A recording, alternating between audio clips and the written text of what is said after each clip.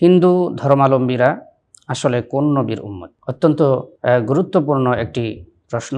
আসুন আমরা এই প্রশ্নের উত্তর পবিত্র কোরআন ও হাদিসের আলোকে জেনে নেওয়ার চেষ্টা করি। শেষ নবী হযরত মুহাম্মদ সাল্লাল্লাহু আলাইহি ওয়াসাল্লামকে কিয়ামত পর্যন্ত সমগ্র মানব জাতির জন্য নবী হিসেবে পাঠানো হয়েছে। আল্লাহ পাক রব্বুল আলামিন পবিত্র কোরআনুল কারীমের মধ্যে ইরশাদ করেন, ওয়ামা আরসালনাকা ইল্লা কাফাতাল লিন-নাসি বাশীরাও ওয়া নাযীরা ওয়ালাকিন্না আকসারান নাসি লা ইয়ালামুন, যে আমি আপনাকে সমগ্র মানব জাতির জন্য একজন সংবাদদাতা এবং সতর্ককারী হিসেবে পাঠিয়েছি, কিন্তু অধিকাংশ মানুষ তা বুঝে না। তাহলে এই আয়াত থেকে বোঝা গেল যে পৃথিবীতে যত মানুষ আছে, যে ধর্মেরই হোক না কেন, সকলেই শেষ নবী হযরত মুহাম্মদ সাল্লাল্লাহু আলাইহি ওয়াসাল্লামের উম্মতের অন্তর্ভুক্ত। তবে এক্ষেত্রে উম্মত দুই প্রকার, উম্মতে ইজাবা, উম্মতে দাওয়া। উম্মতে ইজাবা হলো যারা নবীজি সাল্লাল্লাহু আলাইহি ওয়াসাল্লামের দাওয়াত কবুল করে ইসলাম গ্রহণ করেছেন, তাদেরকে উম্মতে ইজাবা বলা হয়। তাদের জন্য হাসরের ময়দানে রাসূল করিম সাল্লাল্লাহু আলাইহি ওয়াসাল্লাম সুপারিশ করবেন। আর যারা রাসূলুল্লাহ সাল্লাল্লাহু আলাইহি ওয়াসাল্লামের দাওয়াত কবুল করেনি, তারা দাওয়ার অন্তর্ভুক্ত। সেই হিসেবে সকলেই অর্থাৎ হিন্দুরাও শেষ নবী হযরত মুহাম্মদ সাল্লাল্লাহু আলাইহি ওয়াসাল্লামেরই উম্মতের অন্তর্ভুক্ত, তবে তারা উম্মতে ইজাবা নয়, উম্মতে দাওয়ার অন্তর্ভুক্ত।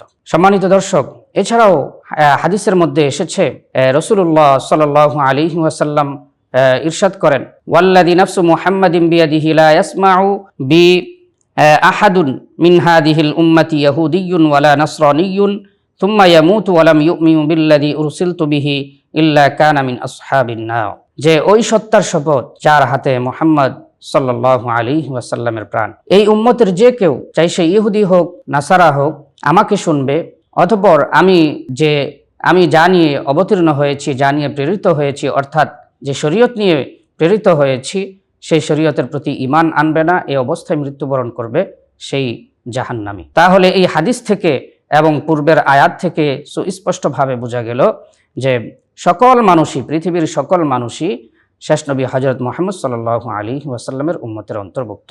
এছাড়াও হিন্দু ধর্মাবলম্বীরা মনে করে থাকে, তাদের বিশ্বাস হলো যে পৃথিবী ধ্বংসের আগ পর্যন্ত তাদের কাছে 10 জন অবতার আসবে। তারা নবীর যে অর্থ, সে অর্থ হিসেবেই অবতারকে তারা নবী বা বার্তাবাহকই মনে করে থাকে অবতারকে। আর তাদের কাছে সর্বমোট 10 জন অবতার আসবেন। 10 জন অবতারের মধ্যে সর্বশেষ যে অবতার আসবেন তিনি হলেন কল্কি অবতার, মানে সর্বশেষ যুগের নাম হলো কল্কি, আর সেই কল্কি অবতার সর্বশেষ অবতার। হিন্দু ধর্মাবলম্বীদের অনেক পণ্ডিতগণই শেষ অবতার হিসেবে বা কল্কি অবতার হিসেবে হযরত মুহাম্মদ সাল্লাল্লাহু আলাইহি ওয়াসাল্লামকে মনে করে থাকে। আজকের এই আলোচনা থেকে এবং পবিত্র কোরআন ও হাদিসের রেফারেন্স থেকে বোঝা যায় যে সকল মানুষই, চাই সে ইহুদি হোক, খ্রিস্টান হোক বা হিন্দু হোক বা অন্য কোনো ধর্মাবলম্বী হোক, সকলেই শেষ নবী হযরত মুহাম্মদ সাল্লাল্লাহু আলাইহি ওয়াসাল্লামের উম্মতের অন্তর্ভুক্ত। তবে মুসলমান ছাড়া যারা ইসলাম গ্রহণ করেননি, তারা উম্মতে ইজাবা নয়, উম্মতে দাওয়ার অন্তর্ভুক্ত।